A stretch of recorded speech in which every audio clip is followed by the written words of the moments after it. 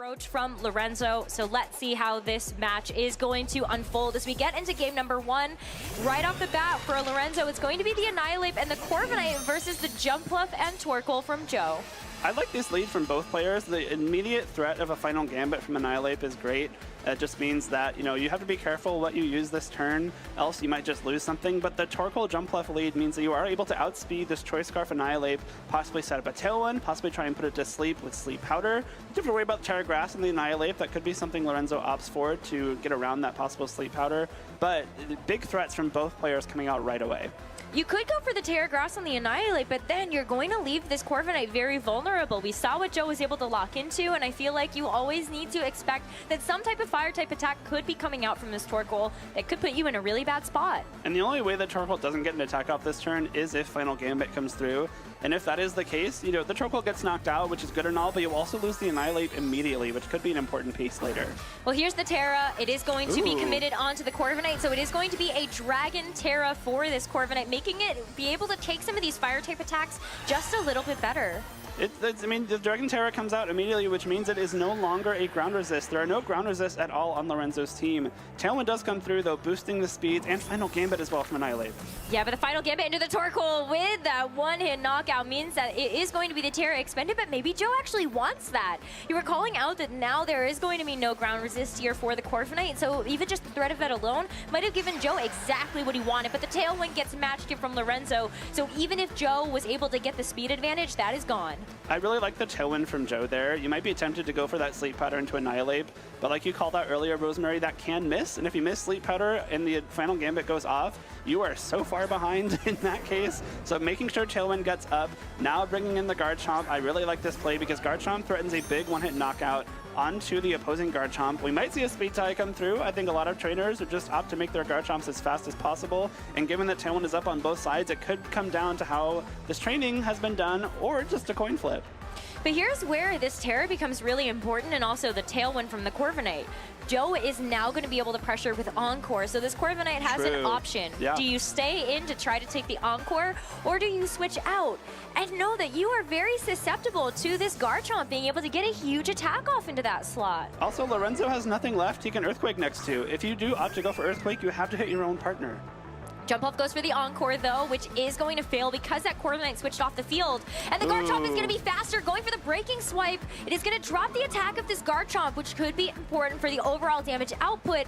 But you are able to survive and fire off a huge attack of your own. The Dragon Claw is going to be so close to getting the knockout, but not quite enough. Big Breaking Swipe there. That's really good damage onto both targets. Of course, one more attack from Garchomp on Lorenzo's end will knock it out because of that Life Orb. And Primarina does come in here, but it cannot Terastallize. Leaf Storm actually threatening a big amount of damage, especially if Joe's is able to win the Speed Tie with his own Garchomp. A combination Earthquake and Leaf Storm could spell doom for this Primarina.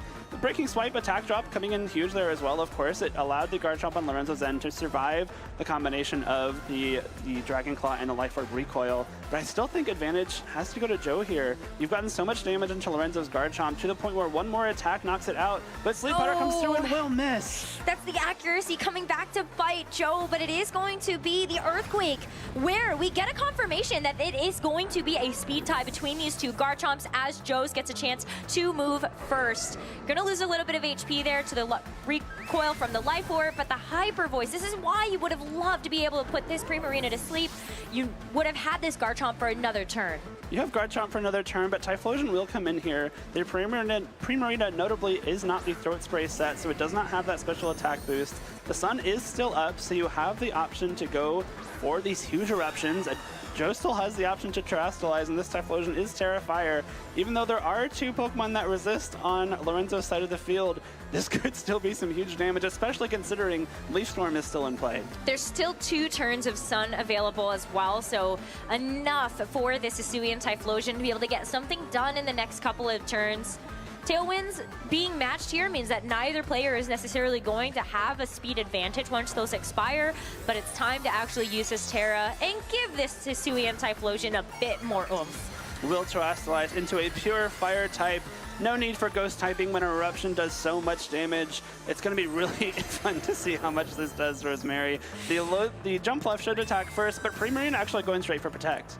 Why not? You want to try to bypass a couple of these turns of Sun. That is going to be a big factor for you, but it is also going to keep this Primarina safe from this Leaf Storm that could have come out from this jump bluff. So as we see this Eruption, it can only hit the Corviknight, but it's still going to do a lot here in the Sun with the Terrifier. You got the huge attack, and it's just a one-hit knockout. Oh. The crit. There it is. Okay, even with a critical hit, that's crazy. Corviknight is so bulky, and that is a resisted Eruption, but with the Sun, with the Terrifier, with the Choice Specs at full HP, that is so much damage coming out from this Typhlosion. And if this game wasn't favored for Joe already, it certainly is now. Primarina also resists, but we've clearly seen that just does not matter.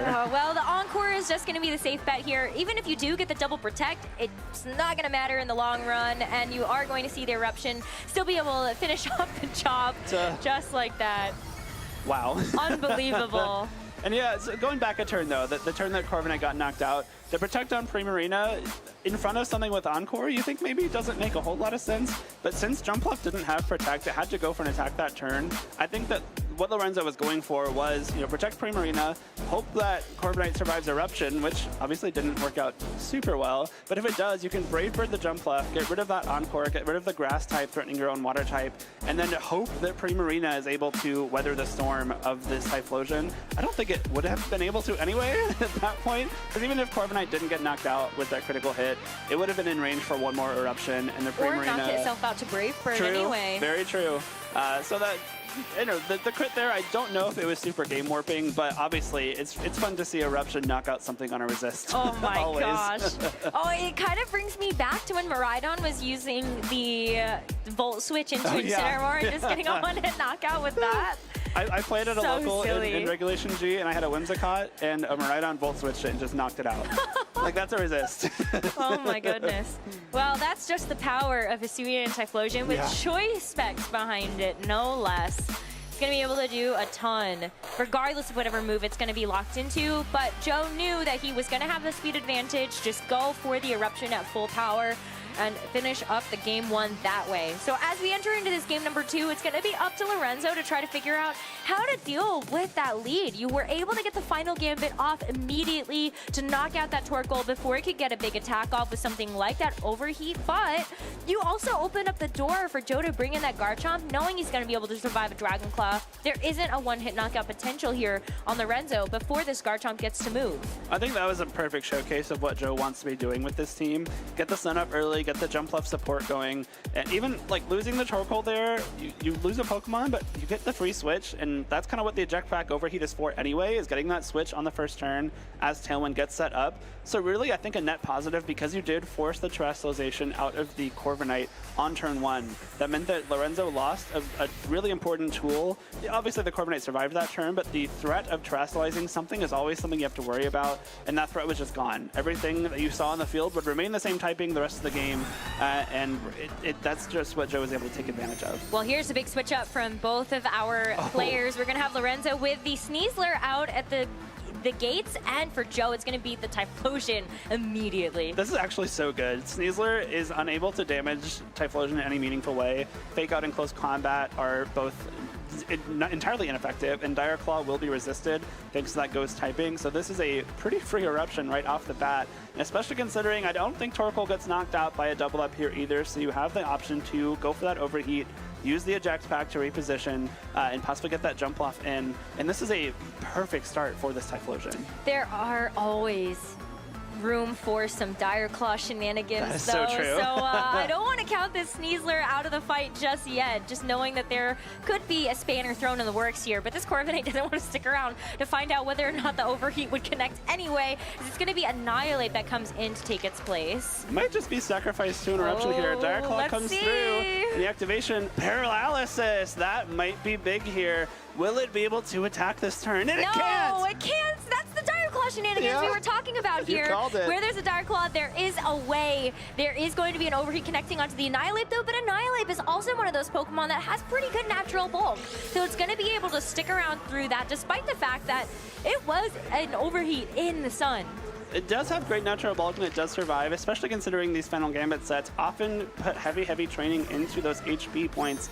But notably, it does not have the option to go for Final Gambit anymore. Of course it can, but it will be at much weakened power. It uses your current HP and not your maximum HP, and so the Final Gambit threat is much slower. And of course the Overheat Eject Pack combo does go off and Jump Left does hit the field.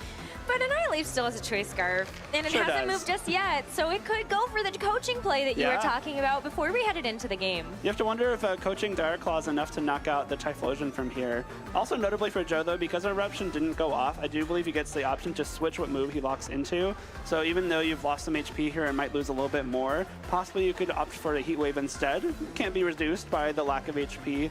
But really unfortunate there. The paralysis meant that the Eruption didn't go off. Possibly could have knocked out Annihilate, and of course broken the Focus Sash on the Sneasler. But the Sneasler is just going to go for the Protect, as it is going to keep itself safe from the Sleep Powder, from the Jump Bluff. Jump Bluff is still going to be very fast, particularly because it does have the Chlorophyll ability activated in the Sun. And this Annihilate just goes for the close combat. It wants to be able to get some amount of meaningful damage done before it potentially gets knocked out, as Typhlosion locks into Eruption, and this time actually gets a chance to move through that paralysis. We'll be able to knock out this Annihilate, especially because of that close combat special defense drop. And now that Lorenzo knows it has locked into that Eruption, if you're able to get a little bit more damage on it in the coming turns, that might be enough for Typhlosion to be firing off some of the saddest Eruptions we've ever seen. Taking the Pokemon advantage, though, is great for Joe. You know, even though you have this paralyzed Typhlosion, you've used the Eject Pack, you do have the what's it called, Jump Bluff on the field still. Sneasler did just protect in front of it, so you do have to worry about that possible Encore. But of course, Garchomp hits the field, will be resisting that Eruption and threatening some Earthquake damage right back. There's still that Corviknight in the back, though. So there is a possibility to be able to switch in the Corviknight. The only problem is that you know you're going to have to deal with this Eruption coming out from the Typhlosion before you get a chance to maybe even do some damage to it with this Garchomp. That's true. It's going to be tough here. This is certainly no walk in the park for either trainer just yet. There are so many things that still could go wrong. You know, of course, the option for full paralysis is still there. This Sneasler stays in the field and will get encored into Protect. So it fails the double Protect here, which is not going to be super great for it, but with the Breaking Swipe, you are going to be able to do some pretty meaningful spread damage to either of these Pokemon. Biggest thing, though, is that knowing that this Typhlosion is locked into Eruption, you're helping to reduce its HP pool to make sure that this Eruption isn't going to hurt nearly as much. But this Sneasler is still going to take a pretty big beating from that. It is, and especially considering, you know, it's locked into Protect right now. If it stays on the field, it will be doing no damage. It's tough to switch the Corviknight in here. I think you did probably have to leave the Sneasler there just to make sure that Corviknight doesn't take a big fire move on the switch. But at the same time, the Corviknight is now a really nice switch in because the Garchomp should be able to knock out Typhlosion pretty easily, and Corviknight does have safety goggles which will protect it from Sleep Powder. This is a really difficult turn, though, because you are going to see the Sleep Powder miss into the Garchomp, and the Garchomp is just naturally faster. So that's a double knockout here onto the Typhlosion and the Jump Bluff. There was an opportunity here for Joe to be able to go for something like the Tailwind to allow the Typhlosion to outspeed, but now you've gotten both of your Pokemon knocked out, and you're left with Choco and your own Garchomp. Yeah, that was tough. Joe's not had the best Sleep Powder luck so far in this set. Didn't matter game one, but that could have been a crucial one, because if Typhlosion's able to get off an Eruption there, that possibly leaves Garchomp in Leaf Storm range, so you can finish it off with that Jump Bluff. Now you've got your Garchomp and Torkoal on the field, and with the possibility of that Corviknight in the back, it might be a little bit difficult for Joe to take it down because, you know, you can Terastallize into the Dragon type. If Lorenzo wins a Speed Tie here and gets a Breaking Swipe off, is it -1 attack for the rest of the game? And this Torkoal, of course, has no boosting item. It's used that Eject Pack. If you go for an Overheat once, you're at -2 for the rest of the game. Based on the amount of damage, though, that we ended up seeing in that first game, even with the Breaking Swipe, I feel like it's still going to be enough to actually get the knockout onto the Garchomp that Lorenzo has. It's just not super healthy at this point in game number 2. Terra Flying, though, does come in here. Will be very useful because you allow yourself to go for Earthquakes, and of course you're dodging Earthquakes used on Lorenzo's end. 2 Protects coming through, though. Sneasler just staying on the field saying, hey, I don't mind. I can be locked into Protect. I mean, because it's still buying some very valuable time here for Lorenzo, and you don't want your Corviknight to have to take too much damage. Yeah. The sun's going to be expiring pretty soon, which will certainly help versus this Torkoal. We're going to see the knockout on the Sneasler finally, but is it too little too late here as the sunlight is going to fade away? Yeah, sunlight going down there, not the best timing for Torkoal because it was forced to enter the field right before. There will be no sun, no boosted overheats or burning jealousies for the rest of the game. And now it might just be another situation where speed time might be a huge factor here. If Joe's able to attack with his Garchomp before Lorenzo and a Dragon Claw knocks out Lorenzo's Garchomp, that's so much offense lost for Lorenzo. And of course this Corviknight, if you Terrastallize, will be weak to Dragon Claw. If you don't Terrastallize, it is weak to Overheat. So it's really stuck in a tough position right now.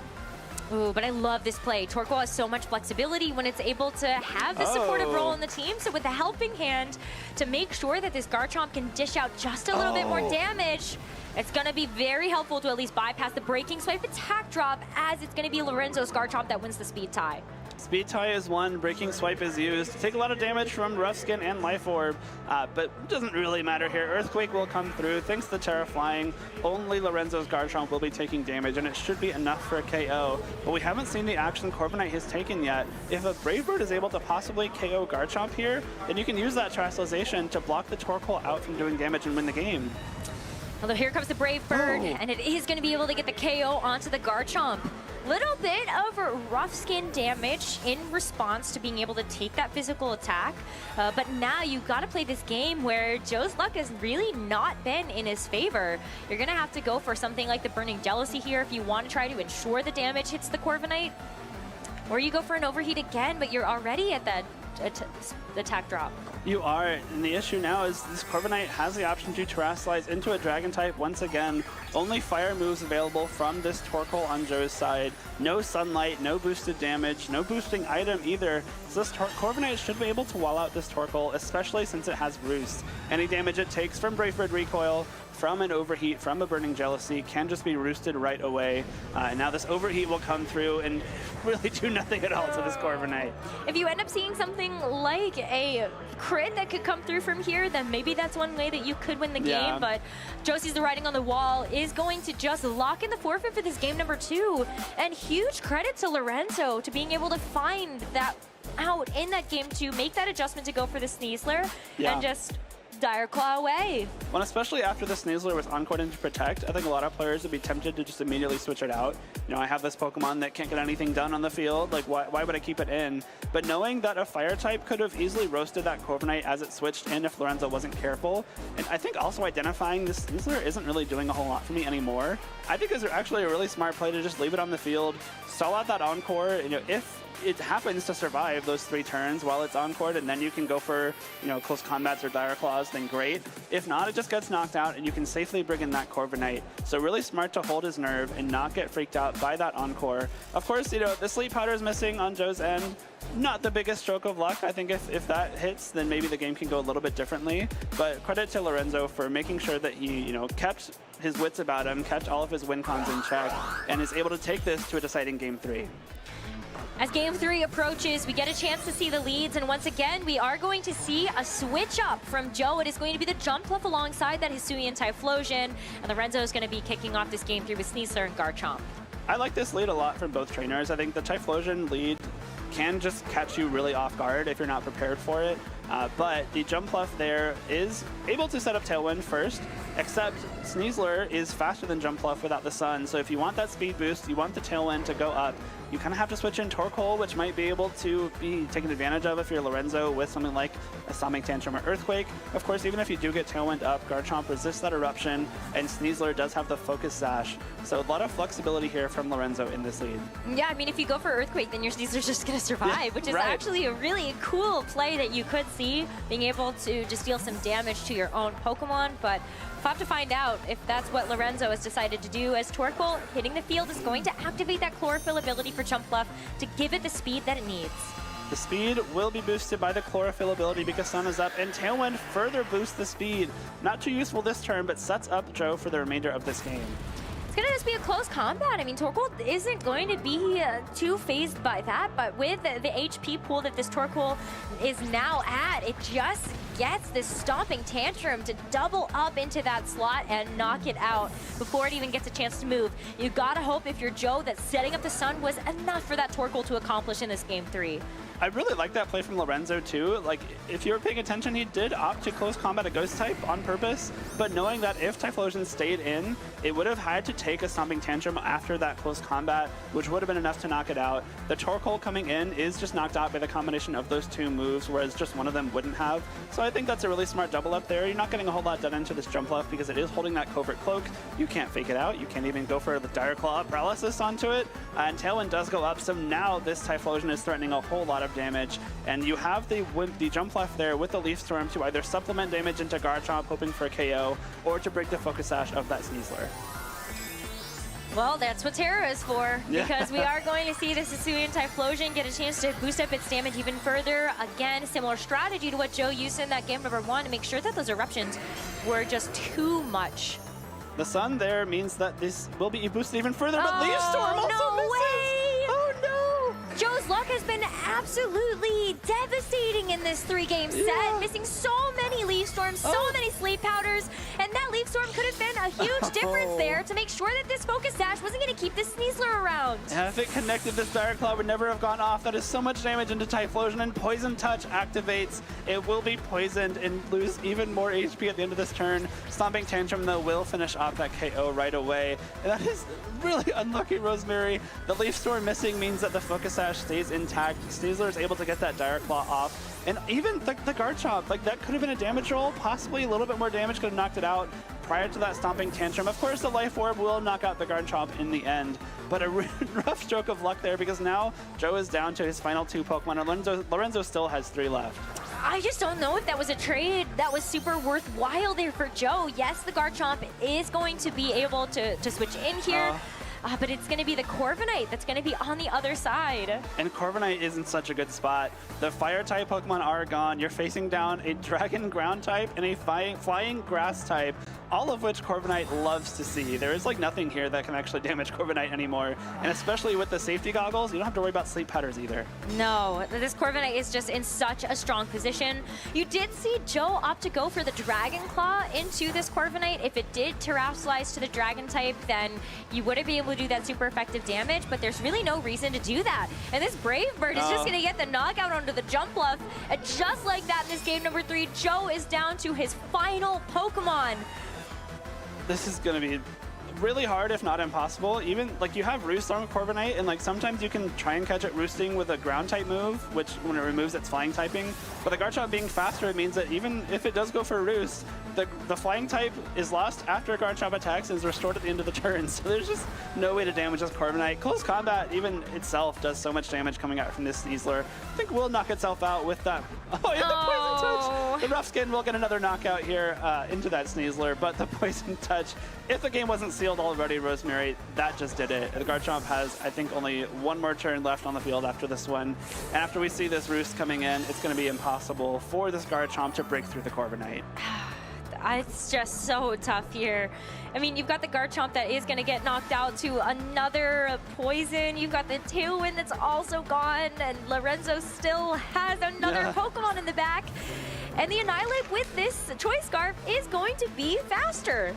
Yeah, we have, imagine using a Final Gambit into an 8 HP Garchomp just to make sure the job gets done. Yeah, obviously this Corviknight and Annihilate will be able to finish off the game against the Garchomp here. Close combat seals the deal as Lorenzo moves on to 3-0 at Louisville Regionals.